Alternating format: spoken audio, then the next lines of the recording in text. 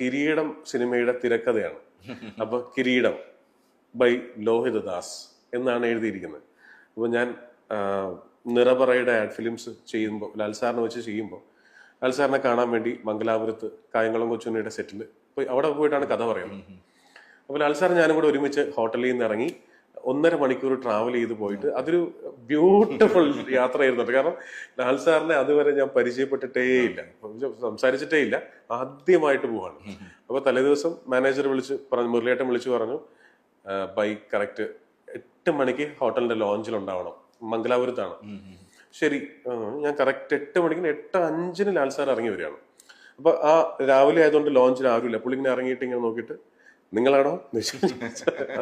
അതെ സാർ, വരൂ നമുക്ക് ഒരുമിച്ച് യാത്ര ചെയ്യാം, ഇവിടുന്ന് 1 മണിക്കൂർ യാത്രയുണ്ട്, 1.5 മണിക്കൂർ, നമുക്ക് ഒരുമിച്ച് പോകാം. അങ്ങനെ നേരെ ഭയങ്കര പറഞ്ഞു വന്നപ്പോ ഓർമ്മയിലേക്ക് വന്നതാണ്, ഒരു ഇന്നോവയിലേക്ക് കയറുകയാണ്. അപ്പോൾ ഞാൻ ആലോചിക്കുന്നത്, ലാൽ സാറ് വരുമ്പോ വലിയൊരു കാറ്, അതായത് ഭയങ്കര ഒരു 3-4 കോടി രൂപയുടെ ഒരു കാറ് വന്നിട്ട്, കാരണം ഇന്ത്യൻ സിനിമയുടെ സൂപ്പർ സ്റ്റാർ എന്ന് പറഞ്ഞ ആളാണ് കയറാൻ പോകുന്നത്. അപ്പൊ എന്റെ അടുത്ത് ഈ ഒരുമിച്ച് ട്രാവൽ ചെയ്യാമെന്ന് പറഞ്ഞപ്പോ തന്നെ എന്റെ കൈയും കാലും മറക്കാൻ തുടങ്ങി. അപ്പോ അദ്ദേഹം ഒരു ഇന്നോവ വരികയാണ്, ഒരു ഇന്നോവ വരുന്നു. പുള്ളിയുടെ മോൻ ഇവിടെ കയറിക്കോൾ, ബക്കറ്റ് സീറ്റ്സ് ആണ്. ഞാൻ ഇപ്പുറത്ത്, ലാൽ സാർ ഇപ്പുറത്ത് കയറി, ഞാൻ ഡ്രൈവറിന്റെ തൊട്ട് പുറകുള്ള സീറ്റിലിരുന്നു. മോനെ ഇതിൽ ഫുള്ള് കൊതുകാണല്ലോ. അപ്പൊ ഇത് ഡ്രൈവറോട്, അപ്പൊ ഡ്രൈവർ, ഞാനിങ്ങനെ സത്യം പറഞ്ഞു എന്താ ഈ കാണിക്കുന്നത്, ലാൽ സാറിന്റെ വണ്ടിയിൽ കൊതുകോ? ആ ലൈനിലാണ് ഞാനിരിക്കുന്നത്. അപ്പൊ അയാള് പറഞ്ഞു, ഞാൻ ചില്ല് തുറന്നിട്ട് വണ്ടിയിൽ കിടന്നാണ് സാർ രാത്രി ഉറങ്ങിയത്. പറയാം, ആണോ മോനെ? അയ്യോ മോനെ റൂം കിട്ടിയില്ലേ? അയ്യോ. പുള്ളി കൊതുകിന്റെ കാര്യമൊക്കെ വിട്ട് നേരെ മറിച്ചിട്ട് എന്നോട് പറയണ, അപ്പൊ ജസ്റ്റ് ഒന്ന് ചില്ല് താഴ്ത്തി ഇട്ടോളൂ, കൊതുക് എല്ലാം പുറത്തേക്ക് പോട്ടെ. ഒന്ന് ആലോചിച്ചു, നമ്മള് ലാൽ സാറിനെ കാണാൻ വേണ്ടി ഇവിടുന്ന് മംഗലാപുരം വരെ പോകുമ്പോ ഇങ്ങനത്തെ ഒരു എപ്പിസോഡ് നമ്മൾ സ്വപ്നത്തിൽ അല്ലേ, നമ്മൾ വിചാരിക്കുന്ന നേരെ കരവള്ളിലേക്ക് നമ്മൾ പോകുന്നു, അല്ലെങ്കിൽ റൂമിലേക്ക്. ഇങ്ങനത്തെ ഒരു എപ്പിസോഡിലാണ് വണ്ടി എടുക്കുന്നത്. സുചിത്ര ചേച്ചി വിളിക്കുന്നു, നമുക്ക് കൊതി ഉണ്ടാക്കുന്ന രീതിയിൽ ലാൽ സാറ് ചേച്ചിയോട് സംസാരിക്കുകയാണ്. അതായത് ഇപ്പൊ പ്രേമിക്കുന്ന രണ്ടുപേരും സംസാരിക്കുന്ന പോലെയാണ് സാർ സംസാരിക്കുന്നത്. അപ്പൊ നമ്മളിങ്ങനെ, എന്റെ തീമേ, ഇങ്ങനെയൊക്കെ മനുഷ്യർക്ക് ജീവിക്കാല്ലേ എന്നുള്ള ലൈനിൽ നമ്മളിരിക്കുന്നു. വണ്ടി പോകുന്നു, അങ്ങനെ കഥകൾ പറഞ്ഞു ഒരു 25-30 മിനിറ്റ് ആയപ്പോ തന്നെ കഥയെല്ലാം പറഞ്ഞു കഴിഞ്ഞു.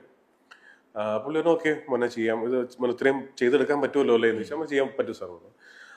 അപ്പൊ ശരിക്കും പറഞ്ഞാൽ ഞാൻ വന്ന ആവശ്യം കഴിഞ്ഞു, ലൊക്കേഷൻ എത്തുന്നതിന് മുമ്പ് എന്റെ ആവശ്യം കഴിഞ്ഞു. എനിക്ക് വേണമെങ്കിൽ അവിടെ ഇറങ്ങി അടുത്ത ബസ് പിടിച്ച് തിരിച്ചു പോരാം. അപ്പൊ സാർ പറഞ്ഞു, മോനെ ധൃതി ഉണ്ടോ? ഞാൻ പറഞ്ഞില്ല സാർ, എനിക്ക് ട്രെയിൻ വൈകുന്നേരമാണോ? ഓക്കെ എന്നാ സെറ്റിൽ വരൂ. എന്റെ കോസ്റ്റ്യൂം കണ്ടിട്ടില്ലല്ലോ, ഈ കായംകുളം കൊച്ചുണ്ണി എത്തിക്കരപ്പൊക്കെയായിട്ട്. അപ്പോ ഞാൻ പറഞ്ഞു, സാർ ഞാൻ ഈ കായംകുളം കൊച്ചുണ്ണി എന്ന് പറഞ്ഞ സീരിയല് ഞാൻ 1000 എപ്പിസോഡ് ഡബ് ചെയ്തതാണ്, കായംകുളം കൊച്ചുണ്ണിക്ക് ഡബ് ചെയ്തതാണ്. അപ്പൊ ഈ സീരിയലിന്റെ കാര്യം അറിയാലോ, എല്ലാ ലെയേഴ്സും വന്നു പോയിട്ടുണ്ട്.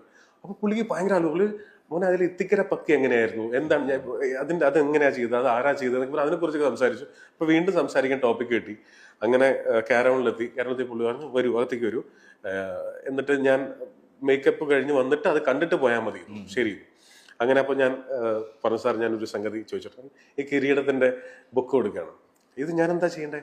ഞാൻ സാർ ഒരു ഓട്ടോഗ്രാഫ് വരാമെന്ന് വെച്ചു. അപ്പൊ പിന്നെന്താ പുള്ളി പറഞ്ഞ, പ്രിയപ്പെട്ട ജിസ്സിന് സ്നേഹപൂർവ്വം മോഹൻലാൽ.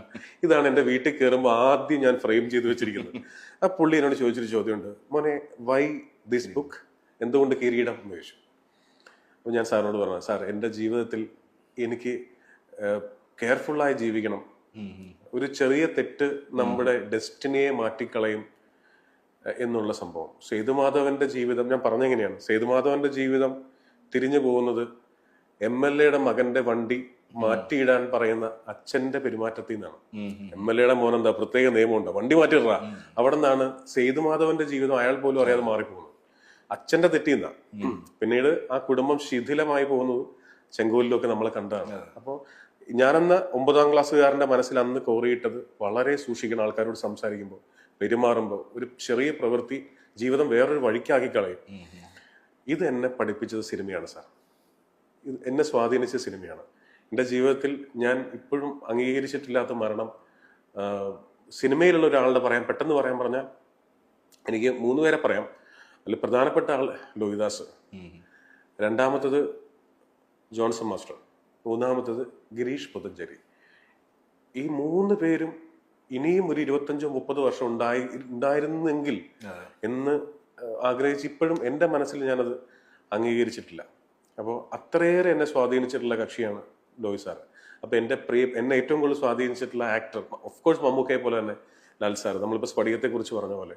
അപ്പോൾ നിങ്ങളുടെ 3 പേരുടെയും അത് എന്നെ ഏറ്റവും സ്വാധീനിച്ച പുസ്തകവും സിനിമയും ആക്ടറും റൈറ്ററും ഇതെല്ലാം കൂടെ ചേരുന്ന ഒറ്റ പേജാണത്. അതാണ് ഇതിൽ ഓട്ടോഗ്രാഫ് വാങ്ങിച്ചത്. പുള്ളി ഇങ്ങനെ ഷോൾഡറിൽ തട്ടി പുള്ളി ഒരു ചെറിയ ചോദ്യം ചോദിച്ചത്. അങ്ങനെ ഭയങ്കര രസമുള്ള ഓർമ്മയാണ്. അപ്പൊ എന്നിട്ട് ഞാൻ ഇറങ്ങിപ്പോന്നു. അപ്പോ നിവിൻ പോളിയെ ആൽമരത്തിന്റെ മുകളിൽ ഇങ്ങനെ കെട്ടിയിട്ടിരിക്കുകയാണ്. അപ്പൊ ഞാൻ ആൾക്കൂട്ടത്തിൽ നിൽക്കുക. അപ്പൊ എന്നോട് പറഞ്ഞിരിക്കുന്നത് കണ്ടിട്ടേ പോകാവുന്നാണല്ലോ പറഞ്ഞിരിക്കുന്നത്. അപ്പൊ ഈ സെറ്റ് ഇത്രയും ആൾക്കാർ ഒക്കെ അല്ലേ. അപ്പൊ ഞാൻ ലാൽ സാറിന്റെ ജീവിതത്തിൽ ആദ്യമായിട്ടാണല്ലോ പരിചയപ്പെട്ടത്. അന്ന് പരിചയപ്പെട്ടല്ലേ ഉള്ളൂ. അങ്ങനെ ലാൽ സാറ് കുതിരപ്പുറത്ത് വന്നിറങ്ങുന്ന പരിപാടി, കുതിരപ്പുറത്ത് ഇങ്ങനെ വന്ന്. അപ്പോൾ ജിമ്മി ജപ്പ് 4-5 ക്യാമറയാണ്. അപ്പോൾ നേരെ വന്ന് ഇങ്ങനെ ലാൽ സാറ് വന്ന് കുതിരപ്പുറത്ത് വന്ന് കറക്റ്റ് പൊസിഷനിൽ കൊണ്ട് നിർത്തുന്നു. ലാൽ സാറ് ചാടി ഇറങ്ങുന്നു, മുന്നോട്ട് വന്ന് തോക്കെടുക്കുന്നു. ഇങ്ങനെ ഡയലോഗ് പറയുന്നിടത്ത് ആൾക്കാർ മുഴുവൻ ക്ലാപ്പ് ചെയ്യാണ്. നമ്മളും ക്ലാപ്പ് ചെയ്യുക. ഈ അഭിനയിക്കാൻ നിൽക്കുന്ന ഫ്രെയിമിലില്ലാത്ത ആൾക്കാരെല്ലാം ക്ലാപ്പ് ചെയ്യണം. ലാൽ സാർ കേൾപ്പം ഓക്കെ സാർ ഓക്കെ ആണോ? റോഷനാണ്. റോഷൻ ഒരു ടെന്റിന്റെ ഉള്ളിലാണ്. റോഷനെ ഞാൻ കണ്ടിട്ടില്ല. റോഷൻ അവിടെ ഉണ്ട്. അപ്പോ ഓക്കെയാണ് സാർ, ഓക്കെ ഒന്നുകൂടെ പോണോ? ഇപ്പൊ വേണ്ട സാർ, ഇത് ഓക്കെയാണ് ഷോട്ട് ആലോചിച്ച് നോക്കണം. വളരെ ടഫ് ഷോട്ടാണ്. ഒന്നാമത് ക്യാമറ ജിമ്മി ജിപ്പിലാണ്. ലാൽ സാർ കുതിരപ്പുറത്ത് വന്ന് ഈ കുതിരപ്പുറത്ത് നിന്ന് ഈ കോസ്റ്റ്യൂം ഇട്ട് ഇറങ്ങുക എന്ന് പറയുന്നത് വിവേകെ നമ്മൾ മറ്റേ ഷോർട്സ് ഇട്ടിട്ട് കയറുന്ന പോലെയല്ല. ഈ മരം പോലെ ഇരിക്കുന്ന കോസ്റ്റ്യൂം അത് വെച്ച് പുള്ളി ചാടി ഇറങ്ങി പൊസിഷനിൽ വന്ന് തോക്ക് കൊടുത്ത് നിൽക്കുകയാണ്. ഒരു 11:30 മണി നല്ല വെയിലത്താ ഷൂട്ട് ചെയ്യണം. അങ്ങനെ കഴിഞ്ഞു. നേരെ മൊത്തം പുള്ളി ഇങ്ങനെ ചുറ്റിനും ആരെയും നോക്കുന്നു. ഉറപ്പായിട്ടും നമുക്കറിയാം നമ്മളെല്ലാം നോക്കുന്നതെന്നുള്ളൂ. കാരണം നമ്മളെ പുള്ളി നോക്കേണ്ട കാര്യമില്ലല്ലോ. ഞാൻ ആ കൂട്ടത്തിൽ മറ്റേ ഇടവേള ബാബുച്ചേട്ടനൊക്കെ നിൽക്കുന്നതിന്റെ കൂട്ടത്തിൽ ഞാൻ ഇങ്ങനെ ബാക്കിൽ നിൽക്കുകയാണ്. അപ്പോൾ ലാൽ സാർ ഇങ്ങനെ നോക്കിയിട്ട് വെച്ചിട്ട് ഇങ്ങനെ കാണിച്ചു. അപ്പൊ ഞാൻ എന്നെ അവന് ഒരു ചാൻസുമില്ല. സാർ എന്നെയാണോ? ഞാൻ നേരെ ചെന്നു. മോനെ ഷോട്ട് കണ്ടായിരുന്നോ? ഇതാണ് ഗെറ്റപ്പ്. വല്ല കാര്യമുണ്ടോ? ഞാൻ പറഞ്ഞ ഇതാണ് അത്. എന്തൊരു നമ്മള് ജീവിതത്തിൽ ഒരിക്കലും മറക്കാത്ത ചില ഫ്രെയിംസ് എന്ന് പറയില്ലേ മനുഷ്യനെ. നമ്മൾ ഈർപ്പം ഉണ്ടാക്കുന്ന, നമ്മളെ കുറെ കൂടെ ഗ്രൗണ്ടഡ് ആക്കുന്ന അദ്ദേഹത്തെ പോലത്തെ ഒരു മഹാവീര് പർവ്വതത്തിൽ നമ്മൾ ഇത് കോസ്റ്റ്യൂം കണ്ടാലെന്ത് കണ്ടില്ലെങ്കിൽ എന്ത് തിരിച്ചു പോയാലെന്ത് അവനവന്റെ കാര്യം നോക്കിയ സമയം. എന്നിട്ട് ആലോചിച്ച് നോക്കണം. മോനെ അപ്പോ എല്ലാം ഓക്കെ അല്ലേ?